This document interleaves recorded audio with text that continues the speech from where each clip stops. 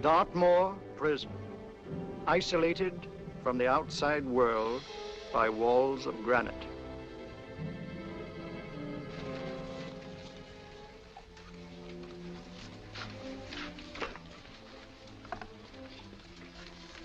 They say you could get out of here by merely telling what you know.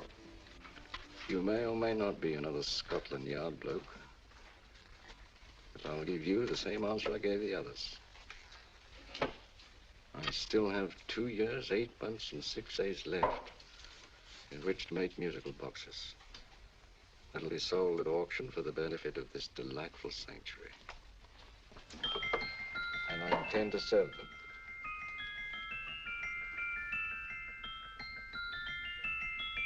Move along.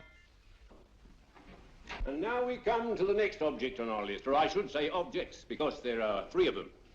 Now, ladies and gentlemen, these can be bought together or separately. Now, these beautiful little musical boxes only arrived this morning, and I didn't intend to put them on the auction block until later, but I'm going to sell them now. So, good friends, as our old pal Mark Antony used to say, lend me your ears. And what do you hear? Right. The beautiful tinkle tinkle of a musical box.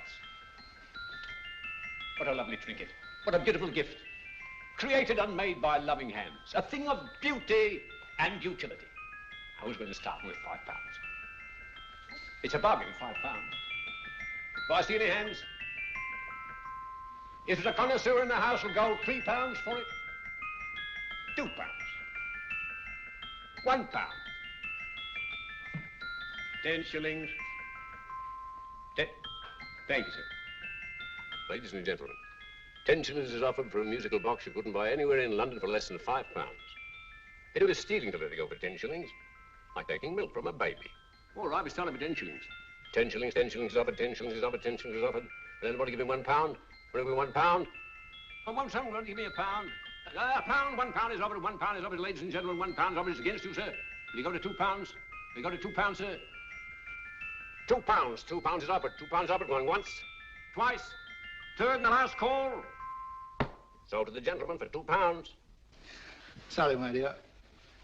Now, ladies and gentlemen, comes the opportunity to purchase an exact duplicate of the beautiful little musical box just bought by this gentleman for the ridiculous low price of £2. Now, it's exactly the same. Exactly the same. Made with the same hands. You hear that? Isn't that lovely? That tinkle, tinkle, tinkle, tinkle. Sounds like Bow Bells to me, you know, with little angels pulling on the ropes, eh? Who'll give me £2 for it? Who's starting with £2? Will anybody start with £2? Oh, come, ladies and gentlemen. You know, from your enthusiasm, we might all be in Scotland instead of London. Please buy it for me, Daddy. £2, certainly not. We all might be in Scotland. Besides, I don't like his manner. £1, 10 shillings. £1. £1 is ours. £1 is offered. £1 is offered, going £1. In advance, going once, going twice. The third and the last call. Sold to the lady for £1. Smart bidding, my dear. Thank you. We come to the third and last of these beautiful little musical boxes. Exactly the same. Tinkle, tinkle. Isn't that lovely? Ladies and gentlemen, I don't bring you here to gull you and swindle you. This is the exact replica of those 2 I just sold before.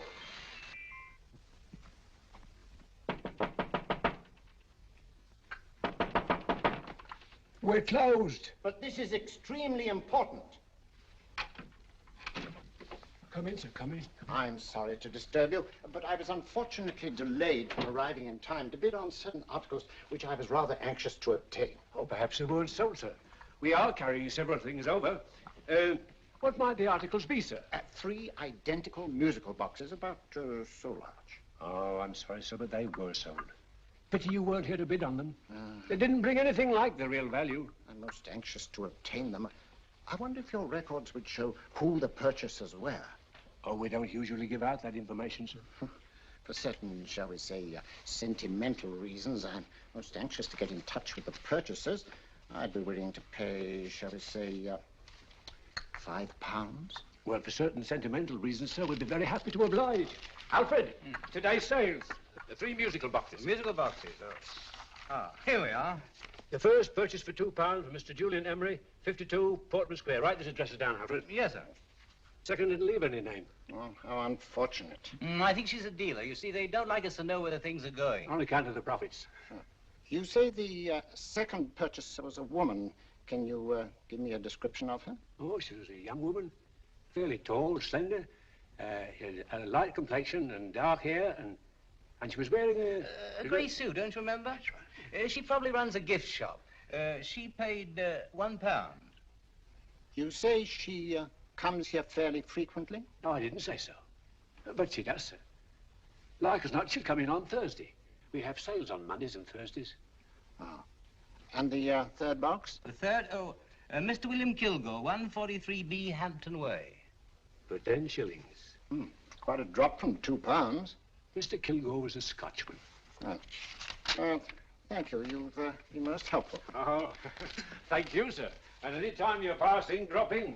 We always have lovely things for sale. How card, sir? Thank you. I'll be back Thursday.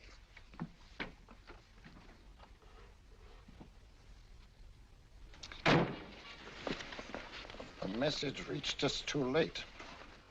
Musical boxes are being sold. Well, let's get out of here.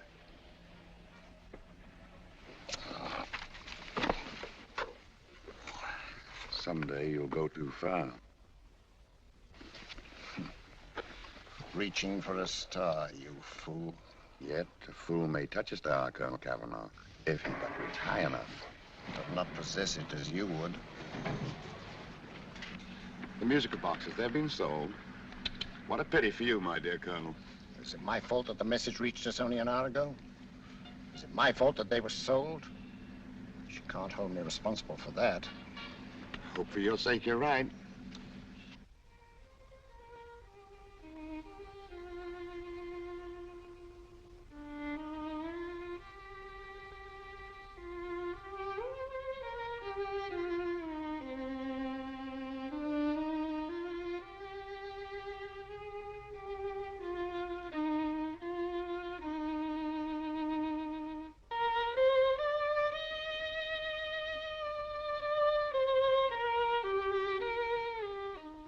Upon you tonight at 7:45, a gentleman who desires to consult you upon a matter of the very deepest moment.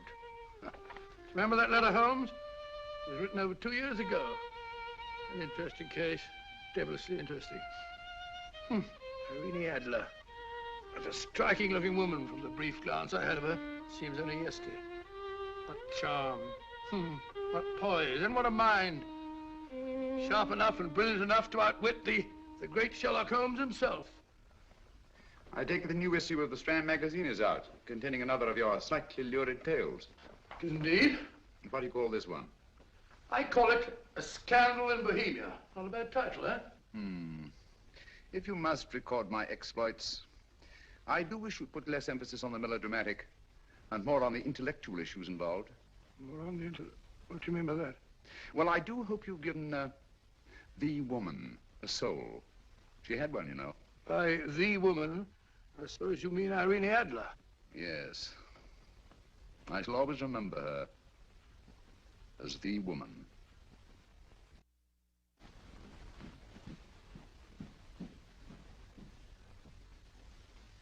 Come in.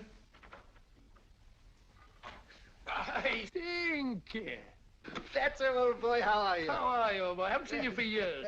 I want you to meet my old friend Sherlock Holmes. Holmes, this is Stinky. In other words, Julian Emery. How do you do, Mr. Emery? Watson has often spoken of you. Oh, has he? Yes, we were at school together. Yes, more years ago than I care to remember, but you didn't come in here just to remind me of that. No, I just happened to be in the neighborhood and saw your lights burning, so I took the liberty of looking you up. Still writing your mystery stuff? Yes, there's a new one out this week. Good, I never miss them. Oh, good, thanks. I say that bandage makes you look very interesting. Still poking your nose into other people's business as usual? Who hit you? I haven't the foggiest notion. Somebody knocked me on the head in my own living room, and then proceeded to commit the most idiotic burglary you ever heard of. Fellow must have been balmy as a coot. Balmy? Why? Come sit down, old boy. Thanks. Would you like a cup of tea? Huh? Oh, all right.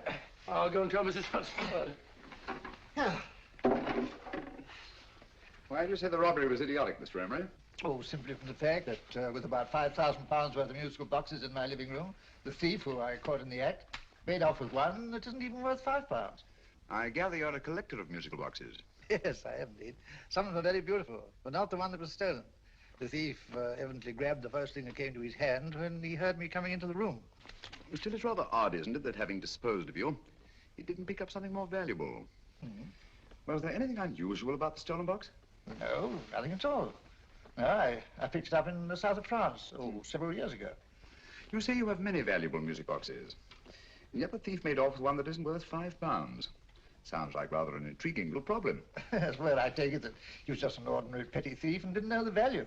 That is a possible explanation, and yet I venture to say that the average petty thief has a more extensive knowledge of the value of objet d'art than the average collector. Well, anyway, that's Scotland Yard's theory. They didn't get very excited about it. That's consistent anyway. I wonder if I might see your collection, Mr. Emery. Oh, of course you could, yes. Nothing a collector likes more than showing off his trophies. When would it suit you? No time like the present. Good. My place is just round in Portman Square. Shall we? Yes, right. Hello? Where are you going? Stinky hasn't had his tea yet. Oh, I'm sorry. We're going round to my place, where I'm going to give you something better than tea. Now, this one was made for Louis XV, and is one of the very few still in existence from that period, and a particularly fine specimen at that. Charming, isn't it? Quite. It all sounded to me like a lot of mice running about on a tin roof. I'm afraid you have no ear for music, Watson. Give me a good old band playing a rousing march. You'll have all your silly little tweets.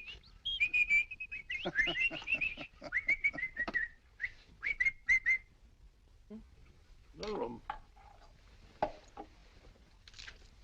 This is me.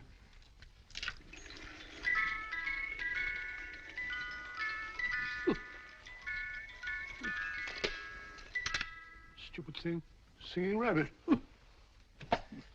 What would you say offhand is the value of a box like that, Mr. Emery? Well, it's hard to say offhand, but I think we'll bring about £500 or £600 today. It's the gem of my collection. A thief who steals an oddity like a musical box passes up one worth £500 for one of almost no value at all. Odd. Very odd. What was the stolen box like, Mr. Emery? Oh, just a plain wooden box about so big. As a matter of fact, I have one over here almost exactly like it. I picked this up yesterday at an auction room in Knightsbridge. Paid only £2 for it. Of course, I wouldn't in the ordinary way add one like this to my collection, but the tune intrigued me. I'd never heard it before.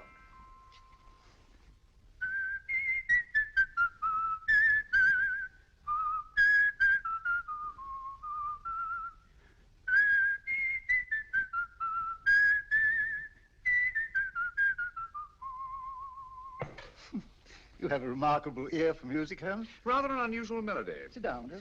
Thanks. You say you bought that box at an auction sale yesterday? Yes, the Gaylord auction rooms in Knightsbridge. Run by old, what's his name? Crabtree. That's the man. At what time was the robbery committed? Oh, about 3 o'clock this morning. You know, Mr. Emery, that box and the robbery might well be cause and effect, especially since you say that the stolen box outwardly resembles this one a great deal.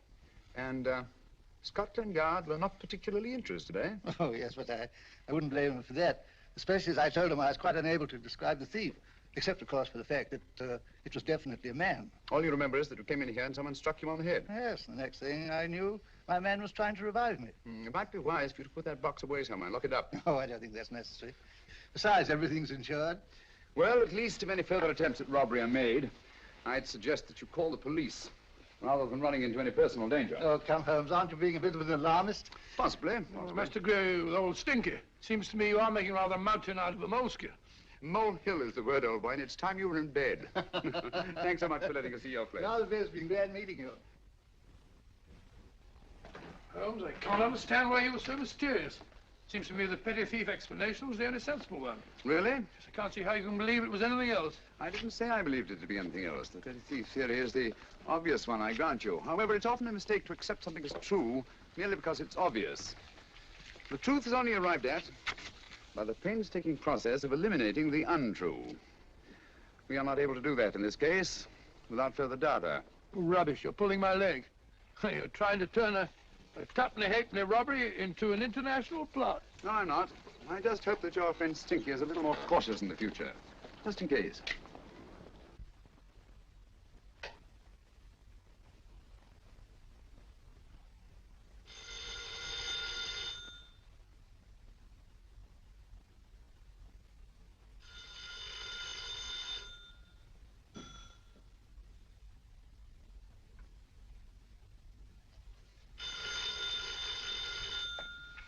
Yeah? Yeah? Julian Emery here. Who? Why, of course I remember you, Mrs. Courtney. Yes. Yes, you're the one bright spot at that appallingly dull affair of Lady Sanford's. Huh? Of course it isn't too late to come round. Yes, I shall be delighted to give you a drink. I tell you what, come straight up and I'll leave the door unlatched. Right, well, 15 minutes? Good. I shall be counting each moment. No, I mean that, really. Right, goodbye.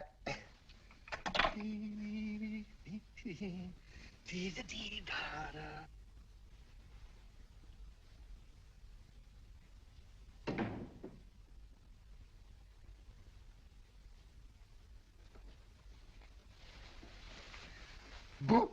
Oh, you startled me. Did I? Yes. Must be the pixie in me. I know I shouldn't have called you so late, but I was at a party just around the corner, and I remembered your invitation to see your collection of musical boxes. My dear Mrs. Courtney, pleasure is all the greater for being so unexpected.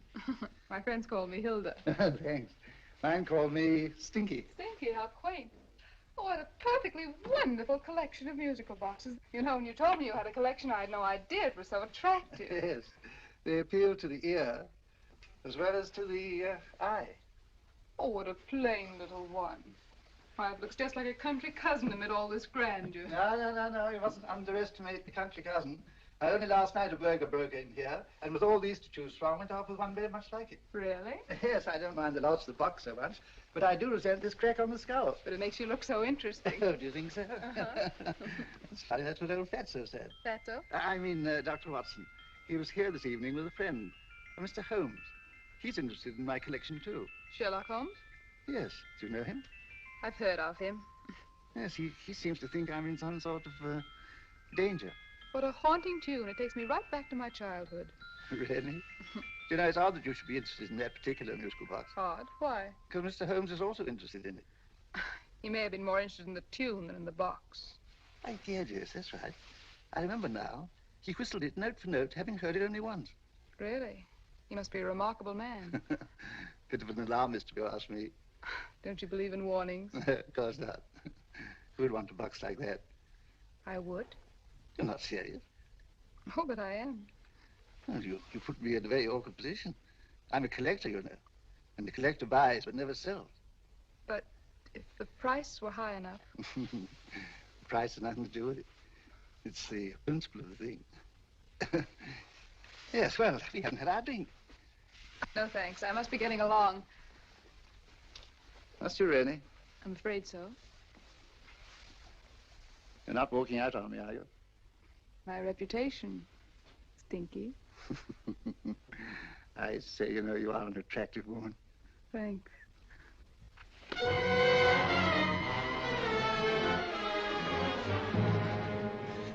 You fool. I told you to wait outside. What did you have to kill him for?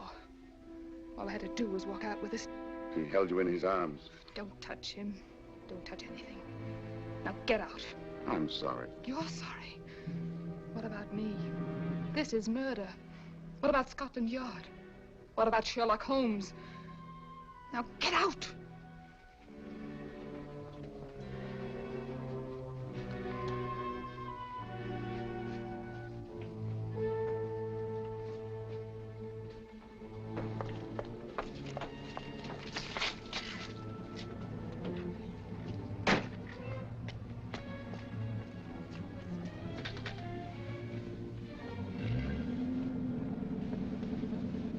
Did you get it?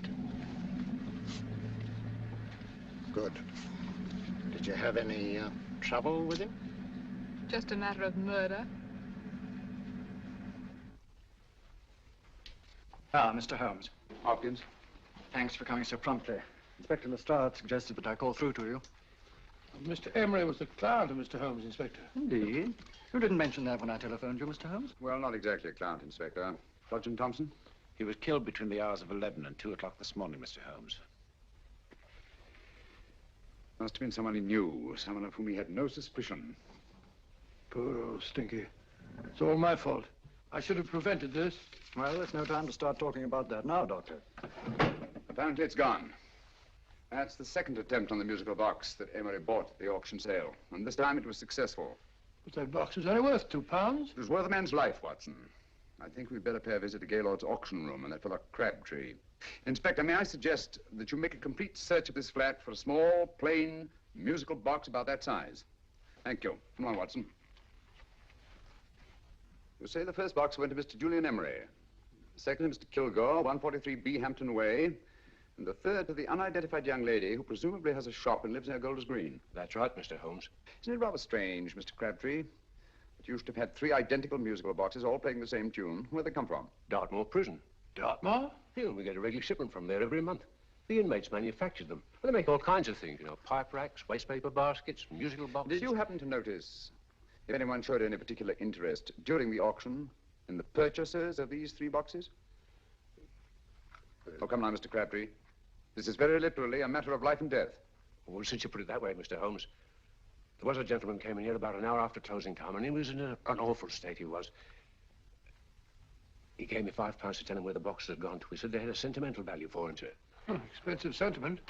Can you describe him? Well, he was tall, distinguished looking, and he had grey hair and a moustache. He was quite a gentleman, sir. What was his reaction when you were unable to supply him with the address of the young lady who owned the shop? I told him the young lady usually come back on Thursday. He said he'd come back on Thursday. Now, that's tomorrow. Thank you, Mr. Crabtree. You've been very helpful. Thank you. Come on, Watson. Where are we going now, Holmes? The home of Mr. Kilgore, the man who bought the third box.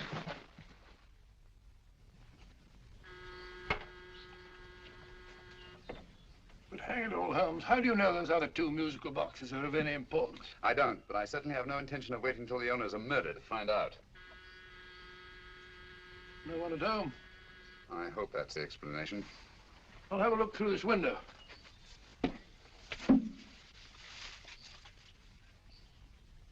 Doesn't seem to be anyone there. The whole place seems deserted as far as I can see. Yes. Mr. and Mrs. Kilgore at home? No. When do you expect them? Oh, in an hour or so. There's no use your hanging about. They don't buy nothing from peddlers. Peddlers? My good woman, this is Mr. Sherlock Holmes. Sherlock Holmes? Oh, go on. Do you mind if we come in and wait? My business is rather urgent. Well, I've got to go out and do my shopping. And I don't know as Mrs. Kilgore like any strangers nosing about. Quite all right, I assure you. Well, I've got to be off. You two wait in the parlour. And no smoking either. Mrs. Kilgore says it smells up the house. Funny old girl, Holmes.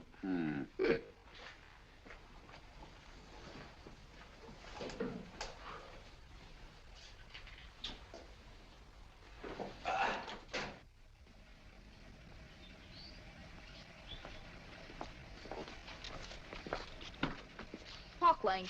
Park Lane? And what would the likes of you be doing in Park Lane? Now, don't worry about the fare, Ducky. If you knows how to get to Park Lane, up it.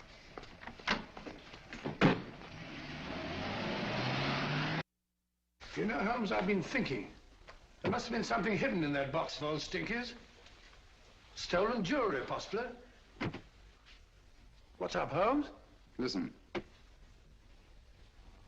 What's just the steam in the water pipes?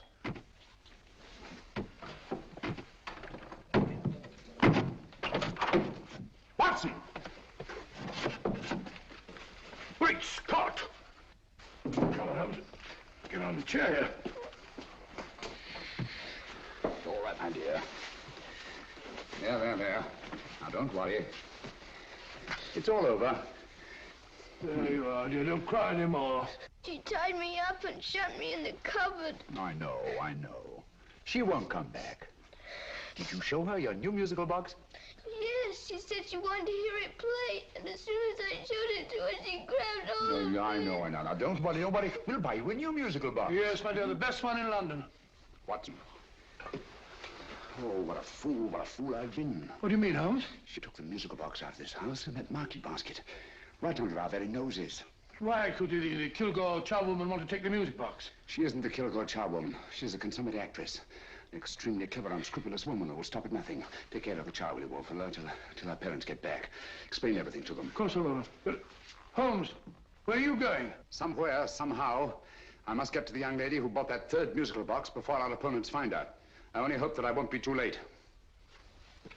Oh, no. No. darling, you mustn't cry anymore. Now, cheer up. Would you like to hear old Uncle make a noise like a duck?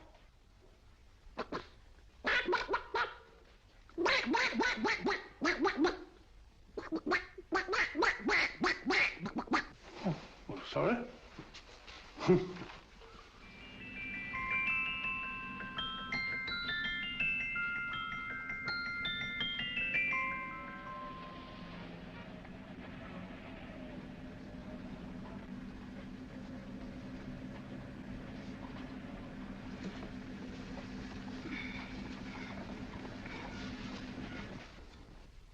And now, ladies and gentlemen, how much am I offered for this beautiful lace Dresden china figurine? A lady of the French court.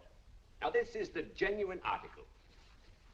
What a beautiful ornament for your mantelpiece. Or you could use it as a centerpiece on the dining room table. Now, will somebody start me for £10? Will somebody start me for £10? £8? £7? All right, £5 is offered, £5 is offered, £5 is offered, £5.10, £5.15, £5.15. £6 is offered, £6, going once, going twice. The third and the last call will be all done. Sold to the lady from Twickenham for £6. Next, we have a real museum piece, ladies and gentlemen. A fine 19th century doll. The costume an exact replica of the holiday clothes worn by the Hungarian peasant women. Now, ladies and gentlemen, an article like this would cost you from £15 to £20 in a West End shop. I'm not going to ask you anything like that.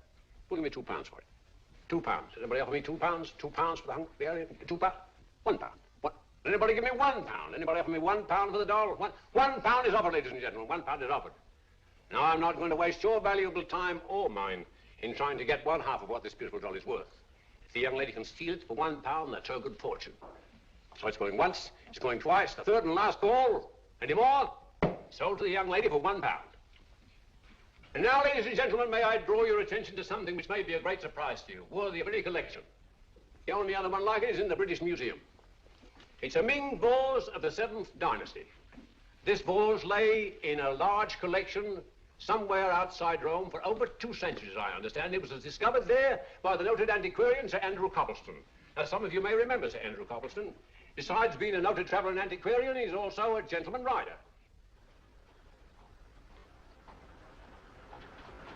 A girl with a parcel in her hands, that's her. Are you sure that's the girl? Well, she fits perfectly the auctioneer's description. Follow her, Hamid.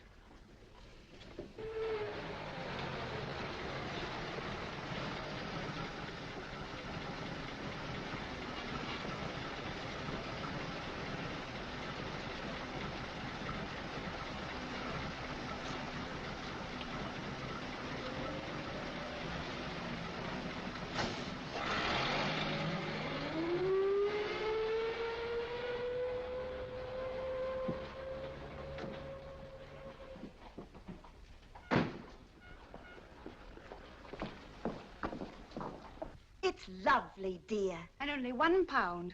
We can get at least 3 for it. Easily. I'll go make some tea. I could do with a cup. Right.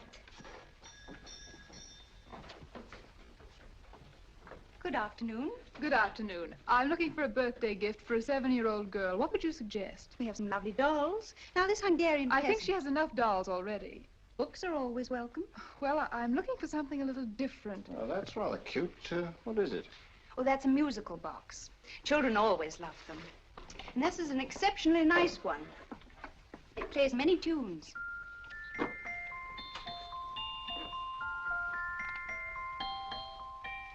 Have you any others? Yes. If you'll just step this way. I have only 2 left.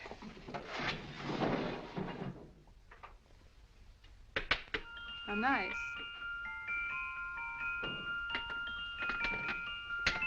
Are you sure this is all you have? I'm sorry. They're rather hard to find, you know. That's our entire allotment. I did have one other, but I sold it earlier this afternoon. But it was only a plain wooden one. It wouldn't have been a very nice gift for a child. Really? Do you happen to know who the purchaser was? Why, yes. He left his card, just in case anyone should inquire for him.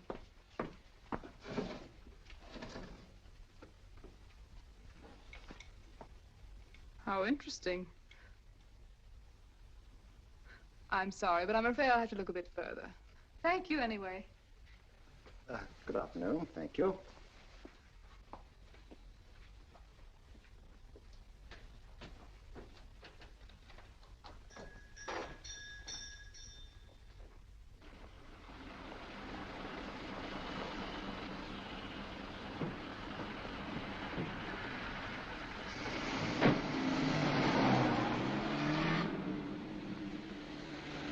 Heavy!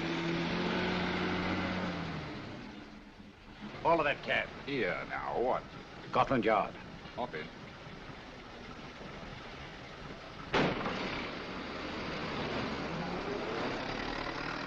Sherlock Holmes. I might have known. We thought we were the hunters, instead of which we're the hunted. We've been fools. We played right into his hands. Of course. He's had us followed. Don't look. The man in front of the toy shop. Hamid, turn sharp right at the next corner and again at the next.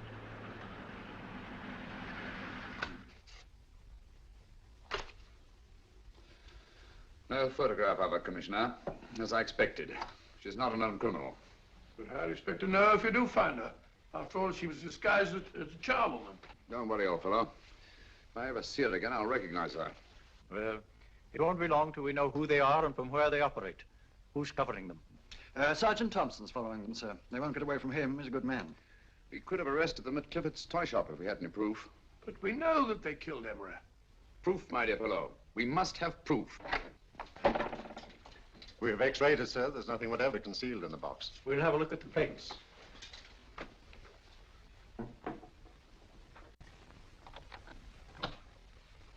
There must be some clue. And it's probably so obvious that we've all overlooked it. Seems to me we're up against a bunch of lunatics. Not lunatics, my dear fellow. Extremely astute, cold-blooded murderers.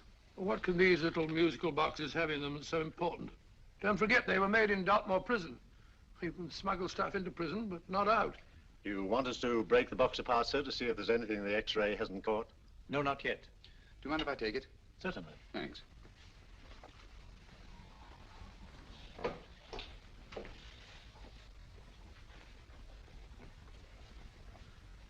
The governor of Dartmoor Prison informed us, sir, in answer to Mr. Holmes' question, that all three musical boxes were made by the same convict, John Davidson, serving a 7-year term, sir. Davidson? The Bank of England plates. That'll be all. Yes, sir. Now we're getting somewhere. Wait a minute. How did you know about the plates, Mr. Holmes?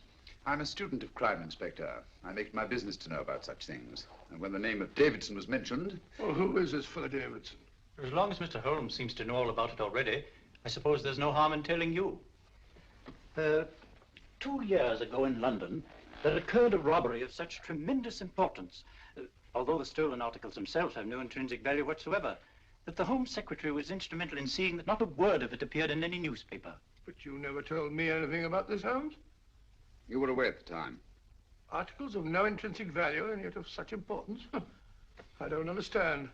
Davidson was apprehended within 15 minutes of committing the theft. But by that time, he'd hidden the articles in question and they've yet to be found.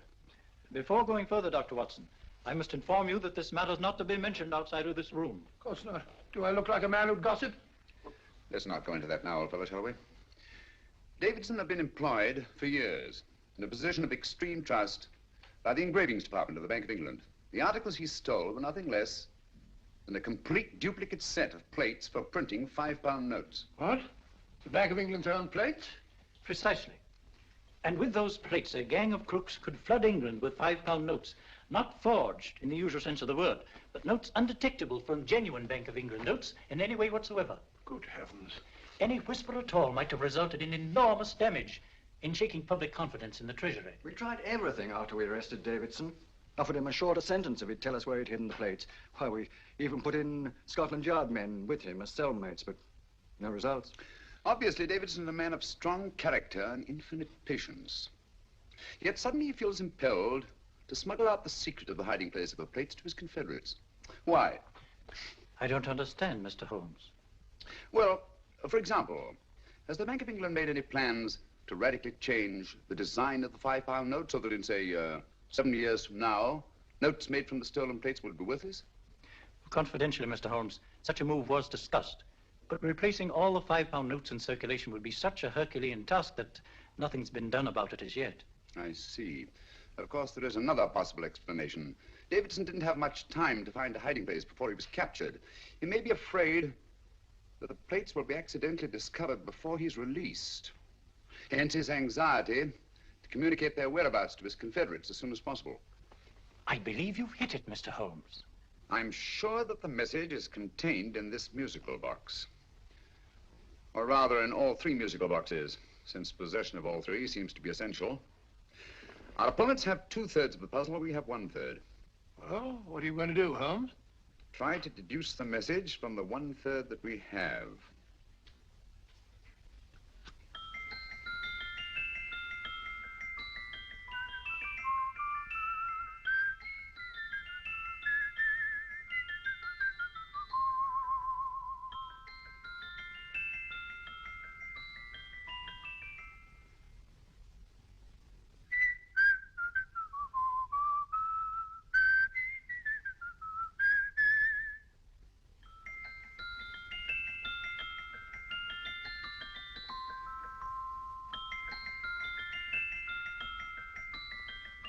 It's the same tune as the one played by Emery's musical box.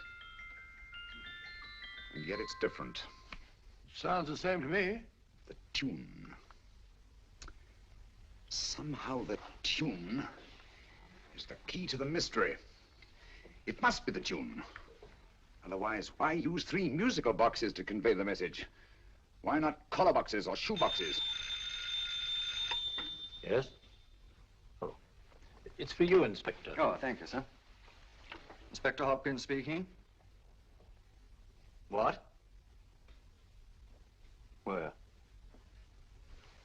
Golders Green Station reports they've just found Sergeant Thompson's body. From the tire marks on his clothes, he was apparently run over by a taxi. What an unfortunate accident. Not an accident, my dear fellow. I'm afraid it's murder. Oh, you never know just who you're going to meet when you're walking down a busy London street. Mrs. Hawkins, Mrs. Brown, any subject of the crowd. Oh, you never know just who you're going to meet. So you better hold your topper in your hand, just in case you meet a lady on the Strand.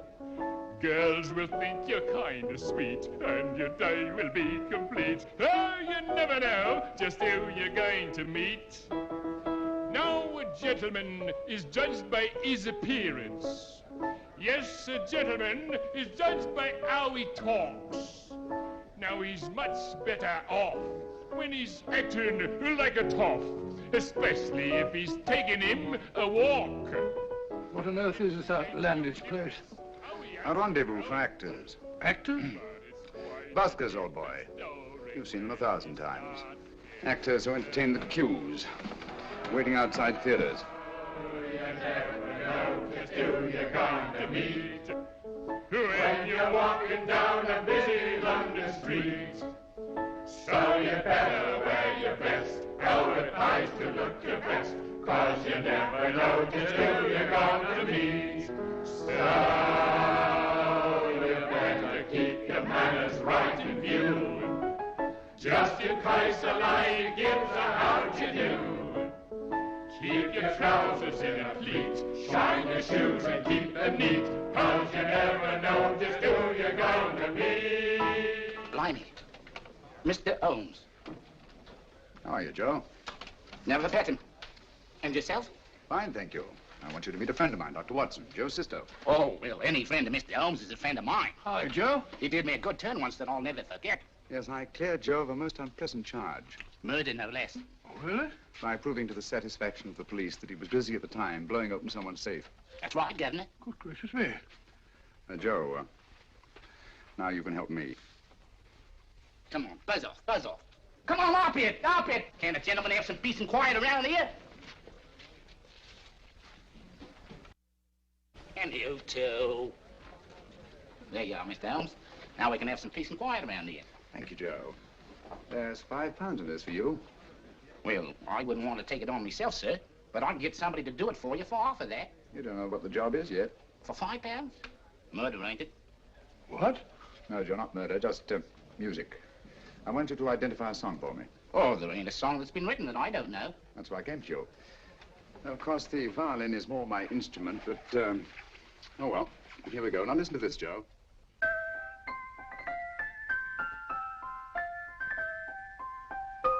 Wait a minute. You're playing that wrong. That should be E natural, not E flat. You know the song? Oh, yes. It's an old Australian song called, The Swag Man. But you're playing it all wrong. That's what I hoped you'd say. Now, listen again, Joe.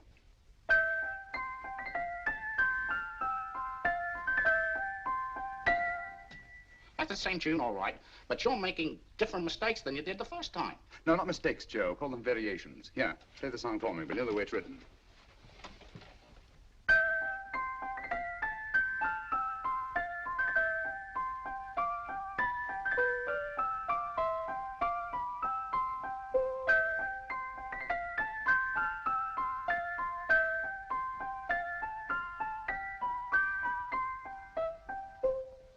There you are. Thank you, Joe. What's it mean, Holmes? Are you onto something? Perhaps. I don't know yet. It's probably a code of some sort. Joe, could you write the song down for me, the way it was originally written? Oh, sure, Mr. Holmes. But it'll take a few minutes. Here, Mabel.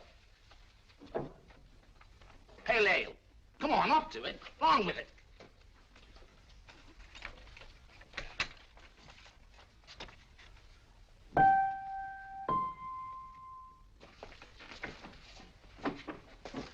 Well, obviously it isn't the lyrics. No combination of those words made any sense at all. The variations in the way Emery's musical box played the tune are different from the variations in the one we have. You sure? Quite. You see, I took the trouble to memorize the tune as played by Emery's box that night we were with him in his flat. Holmes, you amaze me. Elementary, my dear fellow. One of the first principles in solving crime is never to disregard anything, no matter how trivial. But why the 3 boxes? Why not 1? Because the message was obviously too long to be conveyed by any one variation. Then there's the 3rd box, the one that woman took from the Kilgores. That contains yet another set of variations. Yes, well, it's all beyond me. Well, all we have to do now is to find the secret of the variations. Not a very easy problem to solve, my dear fellow.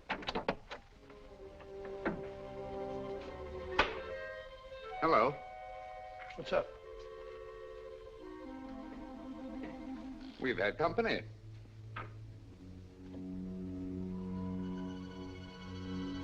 I say, this is outrageous. Ask Mrs. Hudson to come in here, will you? Right.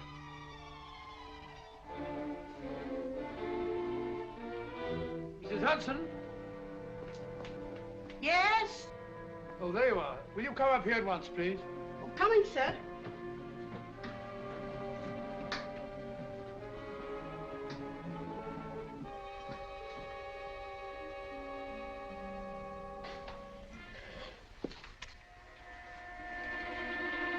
Mercy me, Mr. Holmes. What has happened? Who called while we were out, Mrs. Hudson? Just a young lady. The one who said you wanted her to wait for you. And a nice-looking old gentleman with Our her. friends again, Watson. Friends? What did the young lady look like?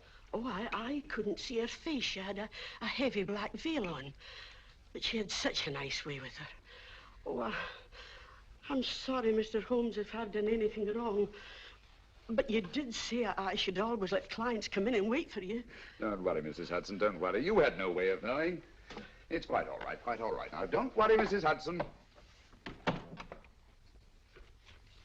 Don't worry. But where on earth's the musical box?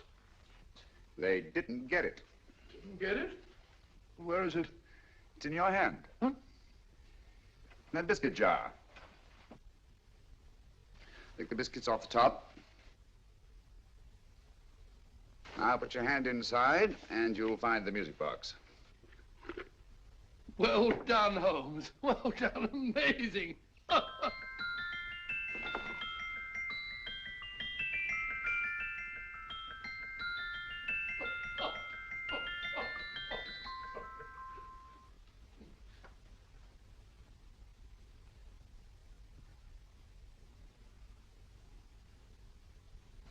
Phew. Nice fresh smell. Like a pub after closing time.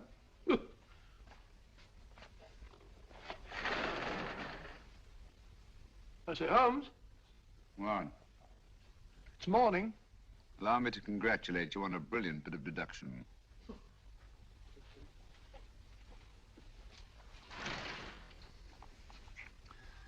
It's not a transposition, not a polygraph transposition, not a trigraph, nor any known form of decoding. How about the Morse code? Have you tried that? Yes, at about 3 o'clock this morning. I'm sorry, old man. I was only trying to help.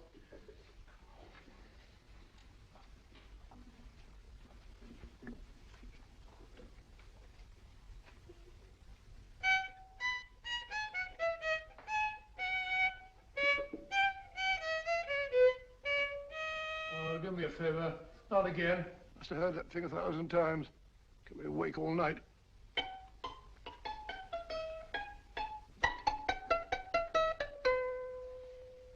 Not a very distinguished composition, I grant you. You know perfectly well I don't know one tune from the other. When I was a kid, my people tried to have me taught the piano. I've always felt sorry for that old teacher of mine. The poor old girl finally reached the point of numbering the keys for me. 1, 2, 3, 4. Even then, I never progressed beyond... Numbering the keys, Watson. The 19th key of the keyboard is the 19th letter of the alphabet. S. Here. I'll put it down when I give it to you, old fellow, will you? The first altered note. Write S first. Now, the 8th key is H. The 5th key, E. The 12th key, L. The 6th key, F. S-H-E-L-F. Shelf. Your piano lessons were not in vain, old fellow. You've solved it. Thank you. Thanks, old bean. Hold it. We now have 2/3 of a message. Behind books, 3rd shelf, secretary, Dr. S. Presumably, these are the first and second portions of the message. And this gang has the first and third parts of it. Precisely. Then it's a stalemate? Yes, Commissioner, but we can't leave it like that. There's no doubt in my mind that they'll try to secure our 1/3 of the message that's missing. Well, I assume you've taken every precaution to guard the Clifford music. Oh, yes, it's carefully hidden at Baker Street with Dr. Watson on guard. However, I'm reasonably certain that, difficult as it may be, we can find the plates even without the missing part of the message. Behind books, 3rd shelf, secretary, Dr. S. Well, outside of the fact that Davidson hid the Bank of England plates somewhere in London, Mr. Holmes, I don't see that we've progressed at all. Allow me to point out to you, sir, the key words, Dr. S.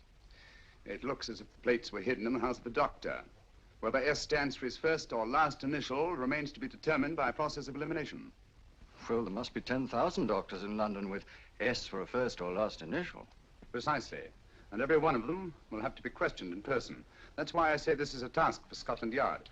It's a task, all right. But Scotland Yard has searched worse haystacks and found a needle.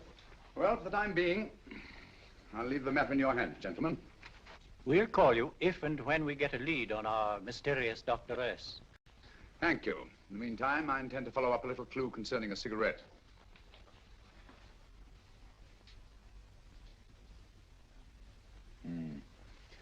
You're certain of the identification of the tobacco? Absolutely. I have made up this special blend for only 3 customers. It is almost pure Egyptian, with admixture of lactic for added body, and a pinch of perique. Merely a whisper, as one might say, for elusive fragrance. Yes. And the 3 customers? Major Wilson in Bombay, India. Mrs. Catherine Leamington Smith in Ireland. Yes, and the 3rd? Mrs. Hilda Courtney of Park Mansions, Bryanston Square. Thank you. Thank you very much. You've been most helpful. It is a pleasure to have been of service, Mr. Holmes.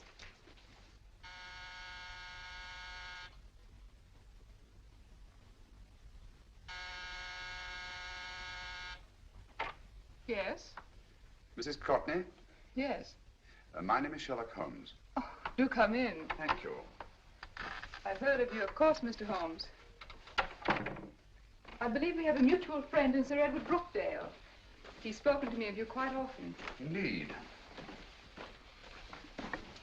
And to what good fortune am I indebted for this visit? I think you know Mrs. Courtney. Well, I did get a summons for speeding last week. But outside of that, I don't think I'm of any interest to the police. Oh, come now, Mrs. Courtney.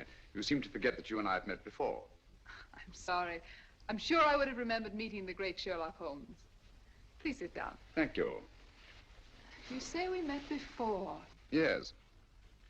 At the home of Mr. and Mrs. Kilgore, 143B Hampton Road. Kilgore? I don't think I know anyone of that name. Well, I didn't say you knew them. As a matter of fact, you called on them when they were out. I don't understand, Mr. Holmes. Really? And you were dressed rather differently. Indeed. Cigarette? Thank you.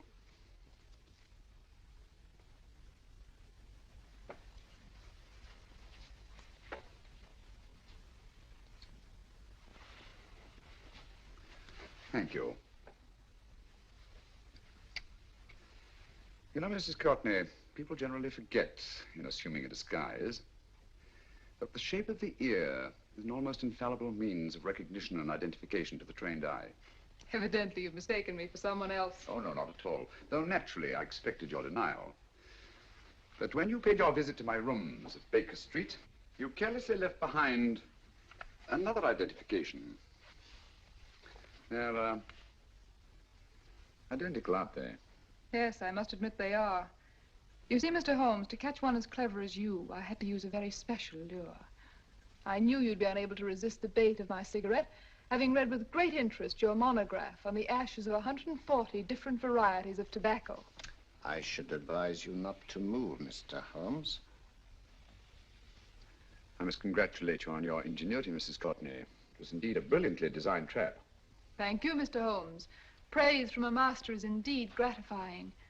I shall always cherish the memory of your flattering words. Memory? Precisely. I'm afraid these gentlemen have a most regrettable task to perform. Unless, of course, you care to turn over the missing musical box with your pledge to take no action against us in the future. I'm afraid that will be impossible. I thought that would be your answer. Hamid! Careful! Careful.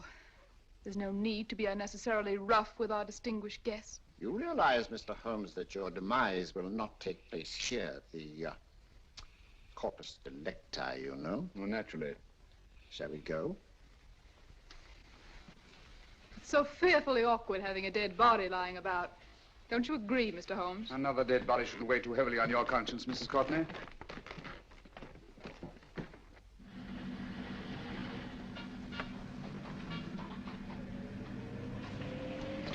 Do you mind if I have a cigarette? Don't see why not.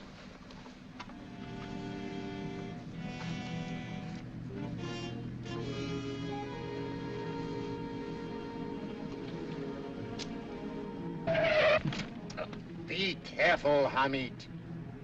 It's the brakes, they bind. Thank you, Colonel Kavanagh. It's very considerate of you.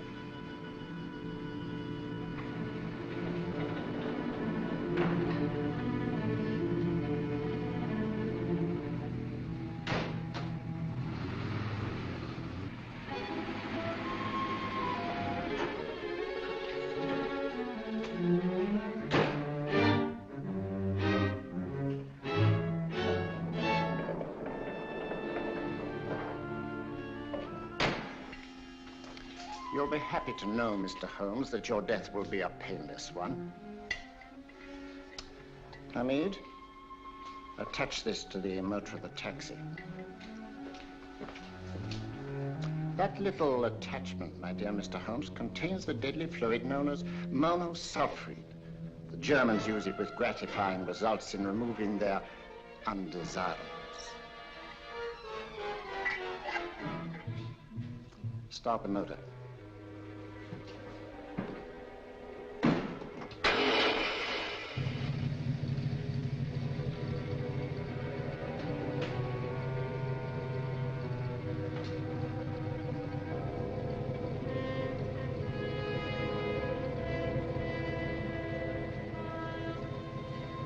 Tape his mouth.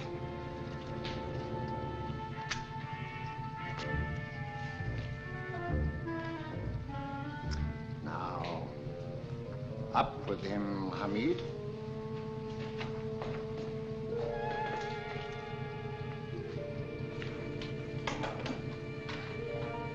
You find yourself like Muhammad's coffin, Mr. Holmes, suspended between heaven and earth. Plenty of fuel in the tank? Good. It would be too bad to have anything go wrong through so simple an oversight.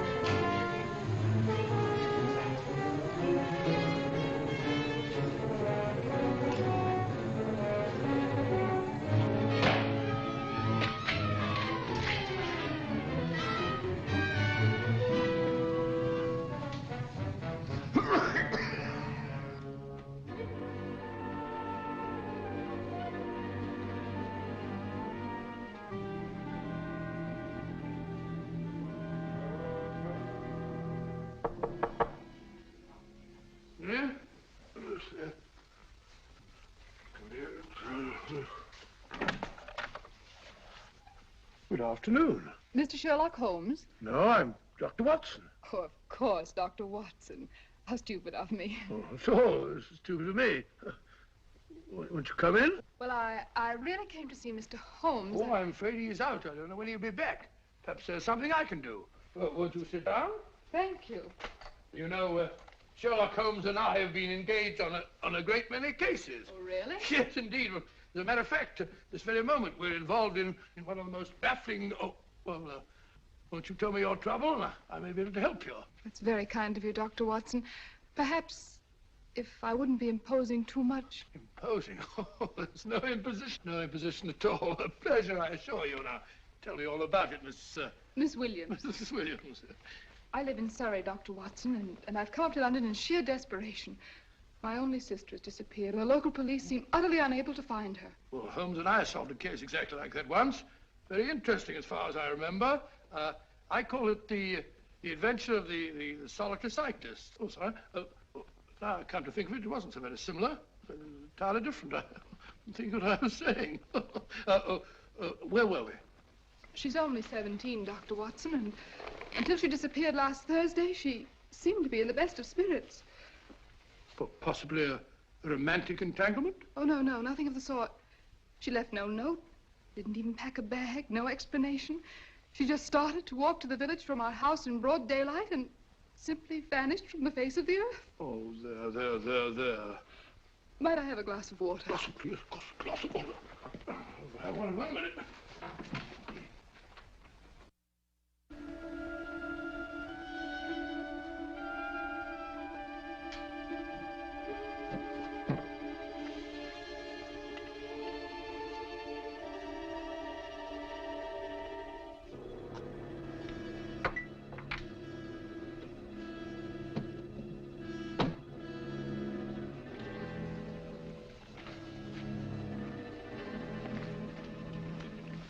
There you are, my dear. Thank you, Dr. Watson.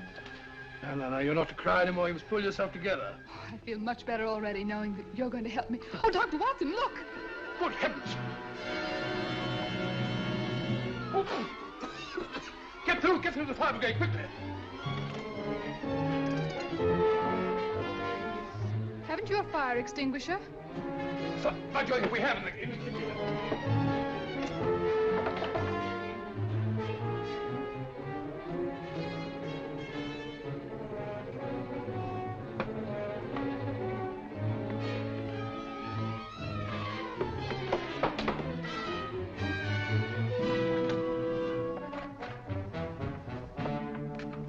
Don't you worry, Miss Williams. We'll have this thing out in no time.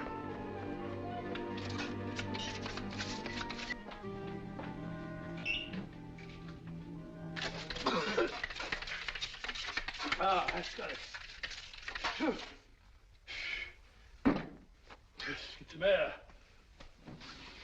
You see, there was no need for the fire brigade after all. I hope you weren't too frightened, Miss Williams. Oh, gone. What's the trouble with them? They always lose their heads in an emergency. Well,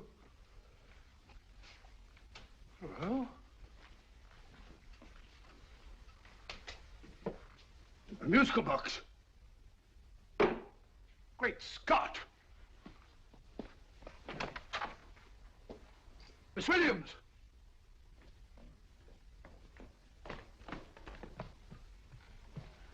Well?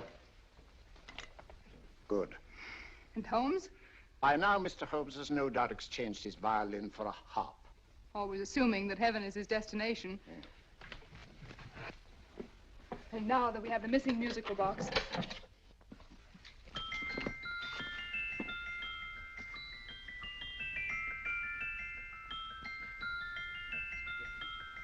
Nineteenth note.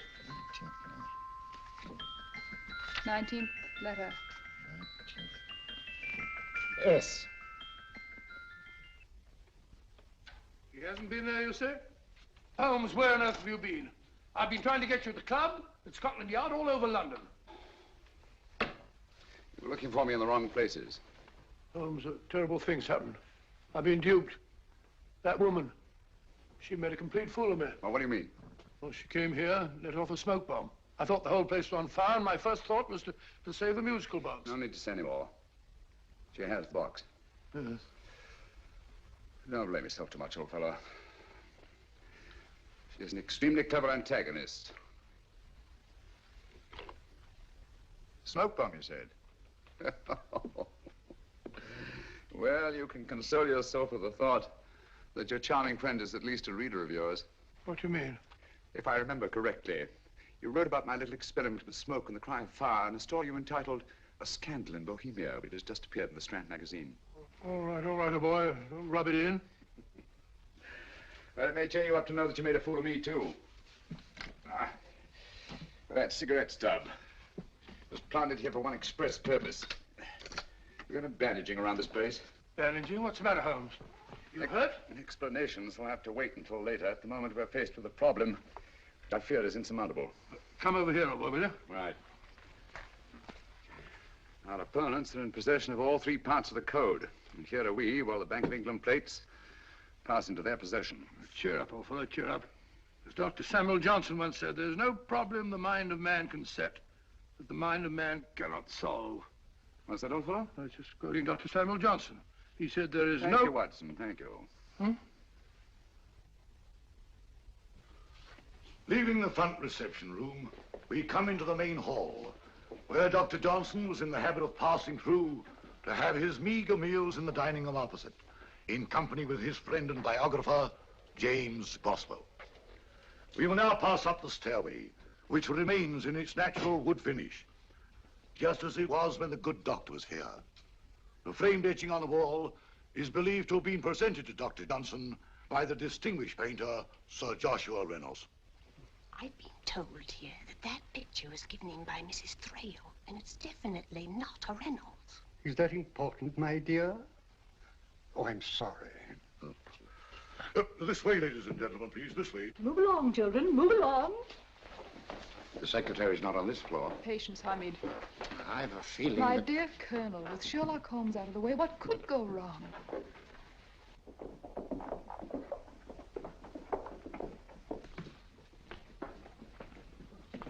And here we have the Garrett Library, in which Dr. Johnson wrote his famous dictionary, and in which you will see also many of the great man's books and other items of interest. Step forward, ladies and gentlemen, please, step forward. Standing in the corner is the secretary, which contains many of the original works by the literary genius. On this table, Dr. Johnson's cat, Hodge, used to sleep while his master worked. A strange thing about this cat, ladies and gentlemen, was its love of oysters.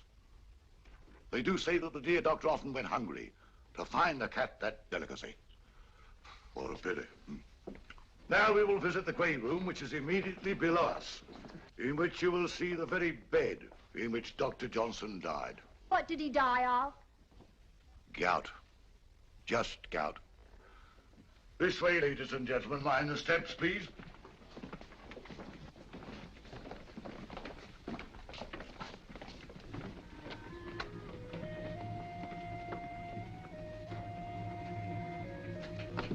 Your keys.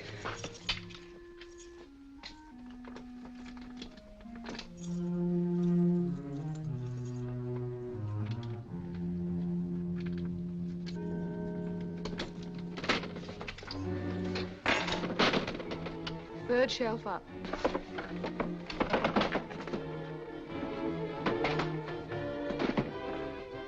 The knife.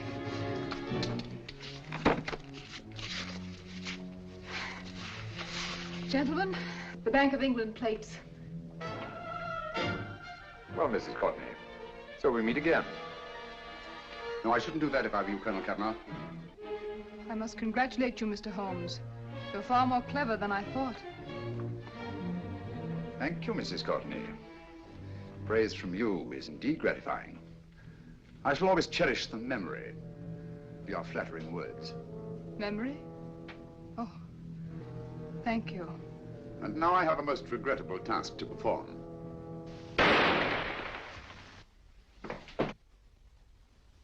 Holmes! Coming, Holmes! Holmes, you all right?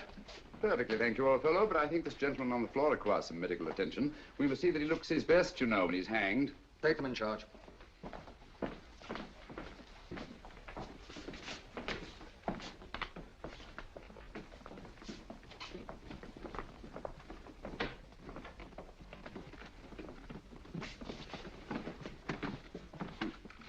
A brilliant antagonist. It's a pity her talents were so misdirected. Will you see that these plates are returned to the Bank of England, Inspector? I still don't understand how you solved it, Mr. Holmes. It's entirely due to Dr. Watson. He gave me the clue when he mentioned Dr. Samuel Johnson. Well, congratulations, Doctor. Oh, thank you, Inspector. I don't think I'd have done it entirely without Mr. Holmes's help, you know. Oh.